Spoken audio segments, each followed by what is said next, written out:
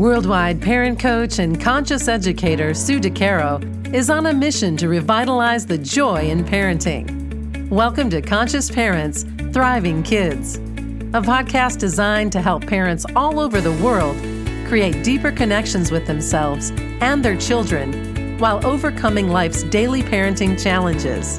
Listen in if you want to bring more laughter, love, and enjoyment to your home life. Welcome to Conscious Parents, Thriving Kids, a place for all things parenting. I am your host, Sue DeCaro. Today, I'm pleased to introduce my special guest, Dr. Jen Forristal. Dr. Jen is the CEO and founder of the Umbrella Project, a school curriculum and parenting program designed to create a profound paradigm shift in our understanding of personal well-being and to empower parents, teachers, and children to choose well-being even on the rainy days. She has worked extensively with schools and organizations, shifting the way we are preparing for life's inevitable rainy days and building the powerful coping skills necessary for health and happiness. Such a beautiful, beautiful gift. Jen, thanks so much for joining. It's great to have you here today. Oh, thanks so much for having me, Sue. I'm excited to share this conversation with you. Awesome. So as we both know, it's not possible to protect our children from the ups and downs of everyday life. And in today's environment, children of all ages need to develop strengths, acquire skills to cope, recover from hardships, and really be prepared for future challenges. They need to be resilient in order to succeed in life. Can you share with our listeners what resilience looks like to you and for our children today? Yeah, I'd love to. So this is really an area that I'm so passionate about because I think we've taken an interesting turn in mental health where what we really do is we take kids who have already experienced difficulties, who we flagged as having some kind of a mental health challenge, and then we try to address those things. And we've sort of forgotten that life inevitably 100% reigns for every single human at some point. So my kids and your kids and every child in my child's school and everybody, right? Nobody is getting out of life without a series of challenges. This is just the human condition. This is what it is to be human. And so I'm so committed to helping people understand, proactively prepare for these inevitable times in life instead of being so shocked when something happens to us. So resilience is really our capacity to recover from these difficult times and even take value from these difficult times. I mean, if you look at any story of somebody doing something incredible in life, there is always layers and layers and layers of coping skills and challenges that they've overcome to strengthen them, to make them capable of these amazing things that they're doing in life. And when we buffer our kids from stress, or when kids are exposed to way too much early stress, it prevents them from building this capacity that they need to rebound and to bounce back from these challenges. So that's really what resilience is. It's that ability to have something happen to you that gives you those negative feelings, whether it's anger or jealousy or sadness or frustration, and then get through that difficult time in those feelings. So resilience isn't about not having feelings. It's absolutely about feeling those feelings, getting through them, and then learning that on the other side of those feelings, there can be sunny days again. There can be strength. You can actually learn and grow from those challenges. I love the way you describe challenges and the way you describe the weather. I think the sunny days and the rainy days are all here as part of nature. We can't avoid them, just like we can't avoid challenges that are going to pop up in our everyday life. And I couldn't agree with you more. The strength that we actually build in moving through challenges and having the opportunity to learn as opposed to being rescued from a challenge, or our parents perhaps, when we're children, averting life's daily challenges and keeping us in what I would refer to as a bubble so we didn't have to have any hardships, is not an opportunity to learn, grow, and develop these wonderful skills. So let's talk about those skills, and let's talk about how to build those skills. For sure. Well, and I really think about it as like that bubble. It's trying to keep our kids in a bubble of happiness. So whenever I speak to parents, I always talk about the fact that the reason we do this, the reason we overprotect our kids, why we fix things for them, why we don't like seeing them sad or upset and we want to fix it is because we're worried.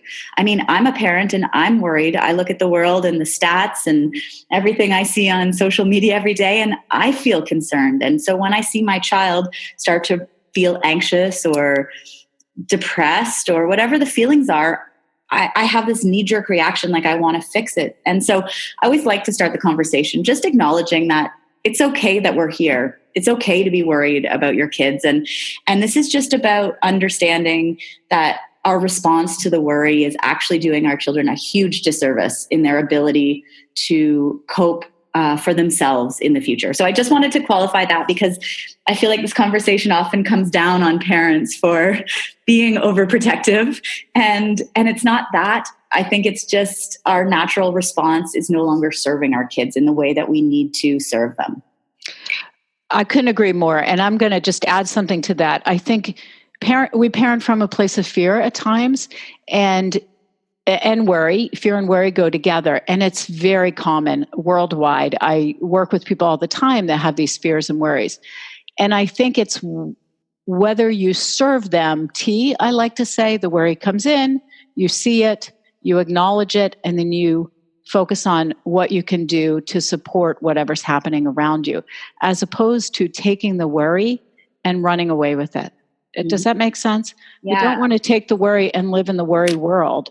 We want to take the worry, process it, let it go out the back door, and then refocus on how we can support our children in navigating in the best way they can and empower them through some of these things that I'm sure you're going to share with us about resilience.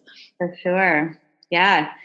Yeah, I love, I can't remember who said this, but the idea that worry is actually your brain trying to protect you from something. And so instead of trying to get rid of worry, we should be thanking our brains for trying to protect us, but also the fact that you don't always need to believe everything that your brain is telling you. And sometimes it sets off the worry alarm way too aggressively for the situation, so that we can actually have conversations with our brain. Like, thank you very much. I like to acknowledge that anxiety and worry is something that good that our brain is trying to do for us.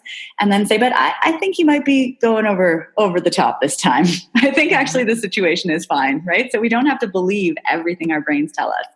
Right.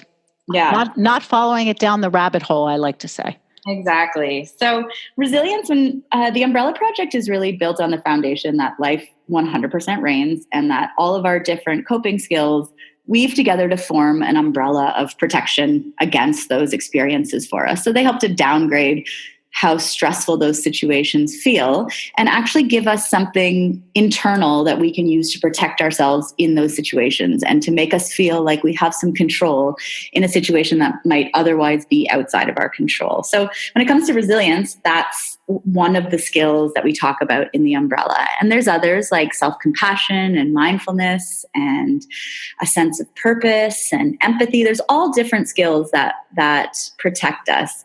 And resilience is one of those, that ability to trust that we can get through something challenging.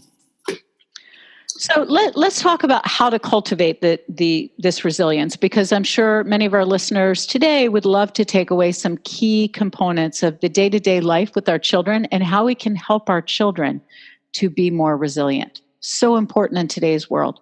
Mm-hmm, for sure. So when I think about cultivating resilience in my own kids, I'm often weighing out the ratio of rain to umbrella in their lives. So kids have smaller umbrellas, usually developing umbrellas, and there is a certain amount of rain in their lives that is very much manageable and within the capacity for them to cope.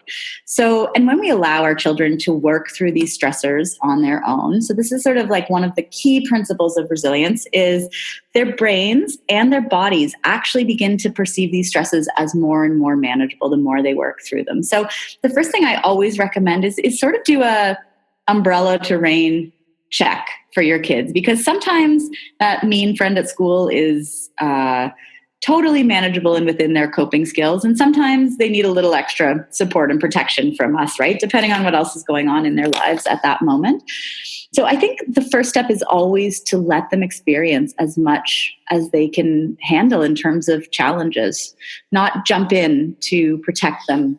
I don't know if you saw, there was an article circulating recently on Facebook about not getting involved with your kids' coaches in sport, and how coaches are essentially never right in everybody's eyes. They're either playing the good kids too much, and then, or they're playing the weaker kids, but not getting involved in all of those things for your kids, not taking on every challenge for them is so powerful in helping them build their own coping skills.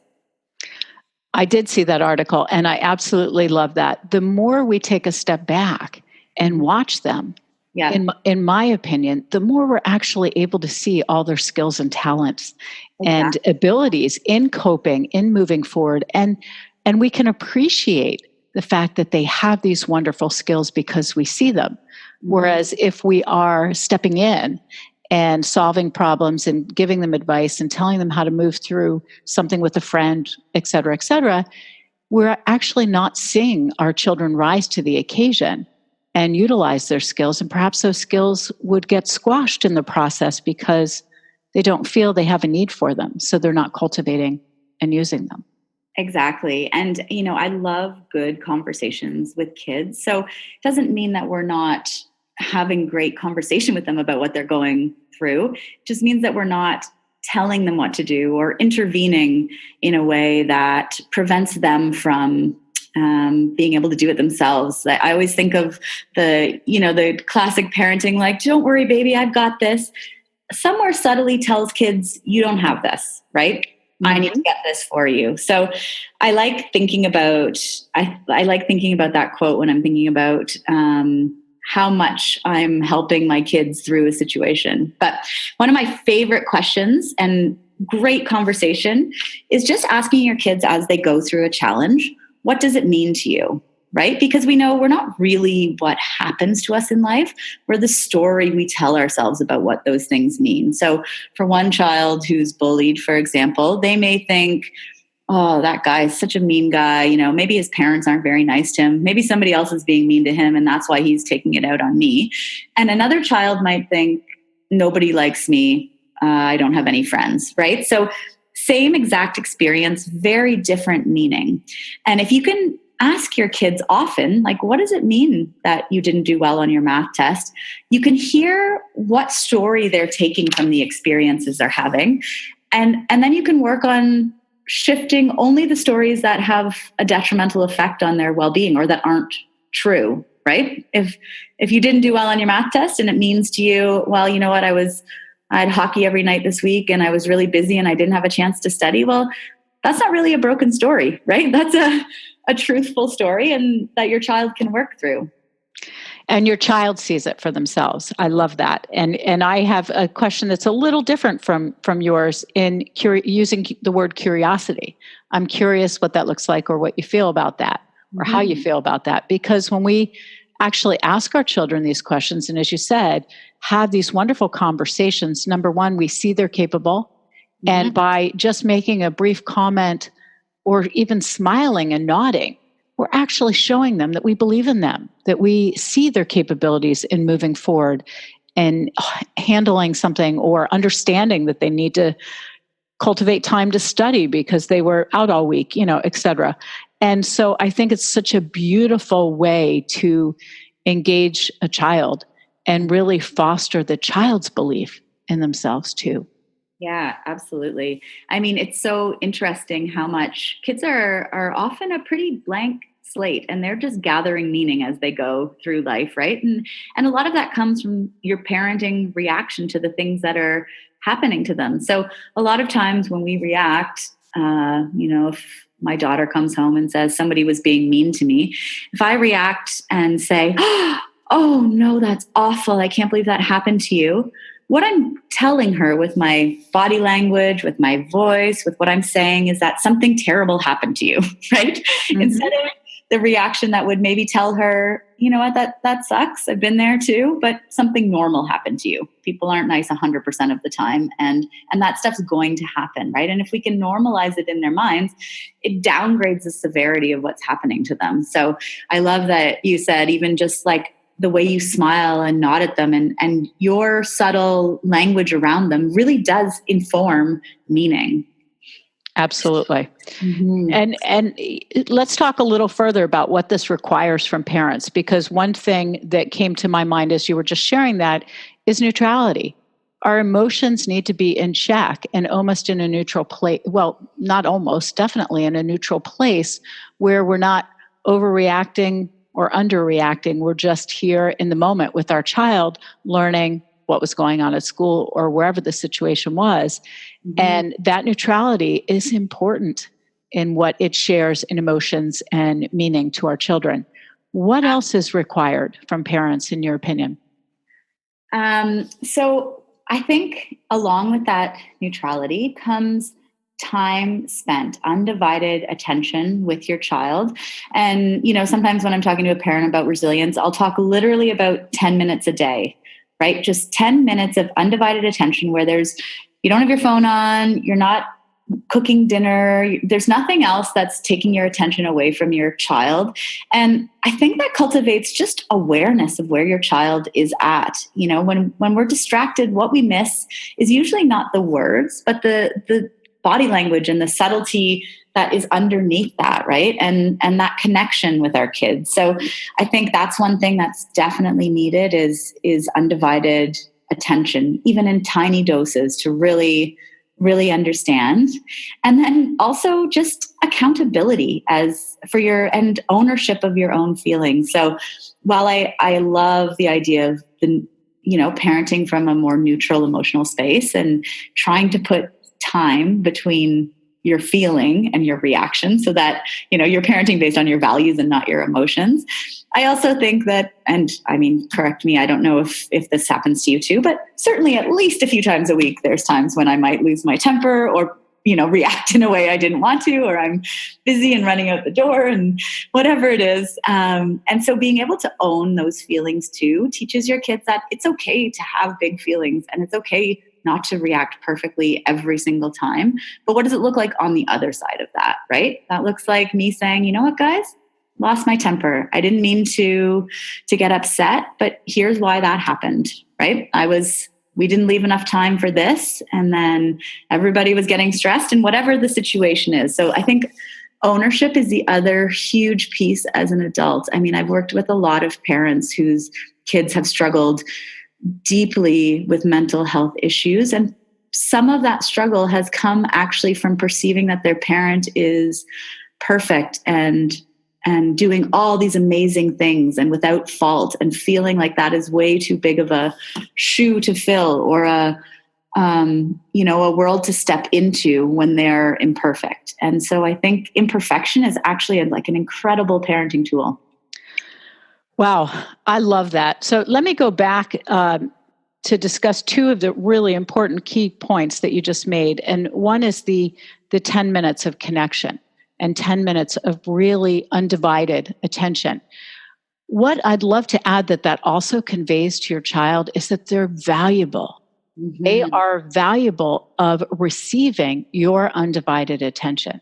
Mm-hmm. And to be seen, heard, and valued as a person in this world, as a human being, and especially as a child, is enormous. Many of us who are adults now are walking around this earth maybe not having felt that as children. Absolutely. And I think that is such a key component in raising children today, is be sure that you are giving them that sense that they are seen and they are heard and they are valued in a way that serves them. Mm-hmm. So I love that you shared that. And the second thing is the accountability. We are our children's models, and we are what I like to call us as imperfectly perfect. Absolutely. And so accountability is huge. I'm so glad you brought that up, because we teach our children so much by taking ownership and apologizing. I grew up in a family where my mother did the best she could. She's wonderful. I love her. But I'm sorry, it was not in her vocabulary ever. Mm-hmm. And once she became an adult, I like to say. And I became an adult. We became adults together. I actually was able to teach her how important those words are. And I think the same thing is true, for my children. I'm sure you could speak for your children. And my children don't live under my roof right now. That can change at any moment. Who knows? But there are still moments where I don't react to a situation the way I would like. Maybe I'm rushed and hurried and preoccupied, and I don't give the situation the attention it deserves. And I circle back because I know the importance that moment may have had to them. And I didn't give what I was capable of giving. And I want to hold myself accountable because it feels good, number one. And number two, it is a beautiful opportunity to model so many important things to our children. So I'm super grateful that you brought that up as well. Yeah. And, on top of that, as a parent, what I love about it too is it feels good to take ownership over your positive. It's hard to live under a mask of trying to be something and not feeling okay about making mistakes yourself, right? Like there is such catharsis and like, I don't even know how to describe the feeling, but like power in accountability where you can be okay with who you are, radical self-acceptance, right? Where you accept yourself and everything about yourself. And that is where your power is, right? It's not in the perception of perfect, and it's not in hiding our faults. It's in this radical self-acceptance where we're okay that we weren't perfect that day as a parent, not even close, right? Yes. And every single parent goes through this. Every single parent. And that guilt creeps in. And, working all over the world as a coach, I talk to parents all the time, daily about guilt. And in my book, guilt and parenting don't go hand in hand. We need to remove the guilt from our day-to-day activities and put ownership in its place because guilt does not serve, but ownership, as you said, not only does it serve us, but there's some sense of comfort in it as well. Yeah. I've had so many experiences with friends and colleagues that you go to a child's birthday party and the parent absolutely has everything perfect. Every cupcake, every present, every experience is crafted for this experience for the child, that their birthday party is absolutely perfect. But at the same time, you watch that parent and they look unhappy. They are not smiling. They are running around fixing every little hiccup that could come up. And I regularly have conversations with my good friends along the lines of like, this is amazing and wonderful what you're doing for your child. But remember that they're also watching you. And is this how you want your child to experience their child's 6th birthday party? Is this the feeling you want them to have? Because as much as you're creating this sort of experience for them, they're also watching what it means to be a mom. And most of my friends are like, God, I love you and I hate you. But it's that, right? Are you taking care of yourself as a human? Are you getting exercise and doing the things you love and spending time with? Are you modeling who you want your child to grow up to be? Or are you creating an environment for them that you think you want them to have? And in the meantime, you are absolutely at the sacrifice of that environment. Because this is, I think, how, especially as women, we're propagating this martyrdom down all these generations instead of showing our kids what we want them to live into. Balance and self-care and love and all those things. Right. It's like a false persona.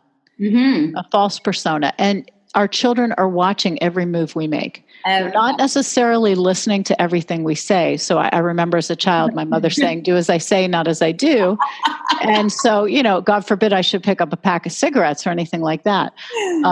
Mom, I hope you're not listening. And I think really it's today's world. Children are watching everything we do and not necessarily listening to the advice or the commands we might give them, so to speak. And so one of the things that we can ask a mother who's putting on this birthday party is, what do you want, or how do you want your child to describe you when they grow up? Mm-hmm. What do you want them to see in you as their mother? And I think that's a huge question for many parents out there, not just moms, dads too. What do you want your child to see in you? Yep. The real you. The real you. Exactly. Yeah. And it's funny how you mentioned what was I going to say there? Oh, how they're not always listening to your advice, but it is absolutely amazing what they actually hear, right? You think they're not paying attention, but I have an 8-year-old boy, so it's funny. He can be completely lost in his own world, doing whatever he's doing. And my husband and I can be having a conversation, in the room, and he would not hear anything. But if I say the word poop or maybe whatever the word is, he will literally look up from what he's doing and repeat the word, or if a swear word slips in there or something that he knows is more interesting. It's like that information is filtering in, and he's filtering it for the pieces that he wants to hear. So I think even subconsciously there's more going into our kids' minds than we think there is. Absolutely. They're always listening, even when they're not listening. Exactly. But then they're selectively hearing too. And who could blame them? So it's absolutely true. And I think as parents, it's really important to be aware of that. And your conversations in front of your children, even in another room where they could overhear, are important to filter in a way that shares the information that you'd want them potentially to overhear or absorb, and not share the information you don't want them to overhear or absorb. Mm-hmm. So it's important to be very aware of that. Yeah, for sure. So, Jen, I would love to share with our audience your website, which is umbrellaproject.co, to learn more about Jen's amazing work in this world. And Jen, before we wrap up, is there anything that you'd like to share with our audience, any parting words of wisdom or anything that you would like them to know? I think, so we've broken down the Umbrella Project, and when you go to the website, into parenting months. So this month's all about mindful parenting. And I know there's a lot of information out there about how to parent your children differently and better. And I'm acutely aware of adding into that space where there's already a lot of information. So what I usually recommend parents do is, check in each month, find out what the skill is, really think about whether that's something your child is strong at, or maybe it's one of the holes in their umbrella, and then use that awareness to just pick out those couple parenting things that will really make a difference in your house for your child. We're each raising individuals, and the goal is not to be completely overwhelmed with trying to be a better parent. Because I think even in this space, Sue, and I'm sure you see this, sometimes it gets to feel like there's so many things you could do to be better. And that's not really the goal. The goal is just to see your child as an individual, and then, recognize them for their strengths and help to patch the holes in their umbrella of coping, and just work that way. So that's what I would say, is just take a deep breath, relax, pick out the couple things that work in your house for you with your child as an individual, and go from there. I think that's beautiful advice. Focusing on one thing at a time is sure helpful. Yeah. Well, thank you so much for being on the show today. It has been an honor and a pleasure. And thank you for joining us. Remember, every moment is a new moment for conscious connection. Thanks for listening to Conscious Parents, Thriving Kids. If you like what you heard, please subscribe, rate, and review at iTunes or wherever you listen in. And be sure to visit DeCaroParentCoaching.com for a free download of 10 ways to connect with your child.